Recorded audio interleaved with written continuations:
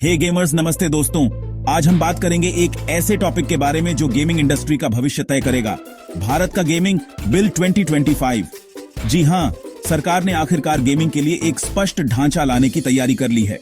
तो अगर आप एक गेमर हो या एक स्टार्टअप फाउंडर हो या बस गेमिंग में दिलचस्पी रखते हो, यह वीडियो आपके लिए है। तो चलिए बिना समय बर्बाद किए शुरू करते हैं।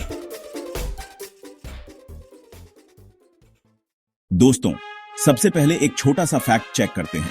आज से 5 साल पहले गेमिंग भारत में एक कैजुअल टाइम पास एक्टिविटी थी, लेकिन 2025 आते आते यह एक मल्टी बिलियन डॉलर इंडस्ट्री बन गई है। रिपोर्ट्स के हिसाब से 2025 तक भारत की गेमिंग मार्केट की वैल्यू 8-10 बिलियन डॉलर तक पहुंचने वाली है।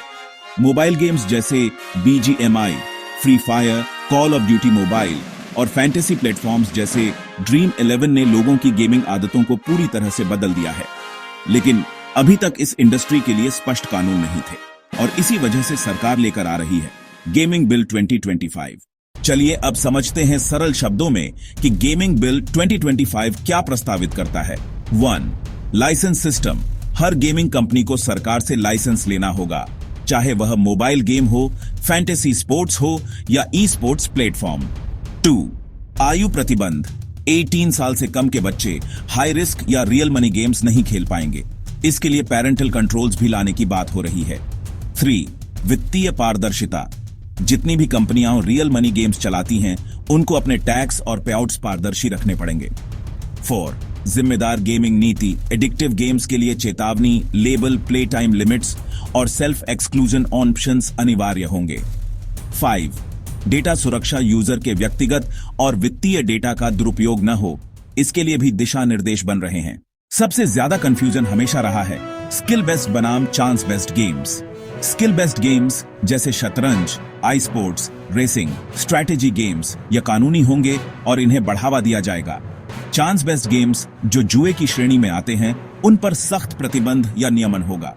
उदाहरण, अगर आप BGMI टूर्नामेंट खेल रहे हो तो वह स्किल बेस्ड है, लेकिन रैंडम स्लॉट ऐप जिसमें सिर्फ किस्मत है, उस पर प्रतिबंध लगेगा। अब सवाल यह है, इसका असर किसके ऊपर ज्यादा होगा? गेमर्स के लिए यह बिल एक सुरक्षित माहौल बनाएगा। मतलब आपको धोखाधड़ी, अवैध सट्टेबाजी और अनुचित प्रथाओं से बचाया जाएगा। बच्चे भी गेमिंग की लत से बचे रहेंगे। कंपनियों के लिए अब उनको अनुपालन और लाइसेंस के लिए निवेश करना होगा। छोटी स्टार्टअप्स को शायद मुश्किल हो, लेकिन लंबे समय में इंडस्ट्री को विश्वास और विदेशी निवेश मिलेगा। और हां, टैक्स नियम स्पष्ट होने के बाद जो ग्रे एरिया था वह खत्म हो जाएगा।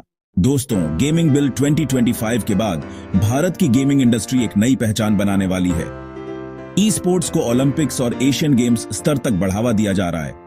गेमिंग को एक करियर विकल्प के रूप में स्वीकार किया जा रहा है। निवेशकों के लिए एक सुरक्षित और कानूनी ढांचा बनेगा। सरल शब्दों में, भारत एक गेमिंग पावर हाउस बनने की तरफ कदम बढ़ा रहा है।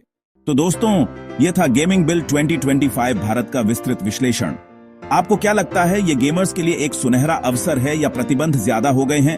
अपनी राय कमेंट्स में जरूर साझा कीजिए।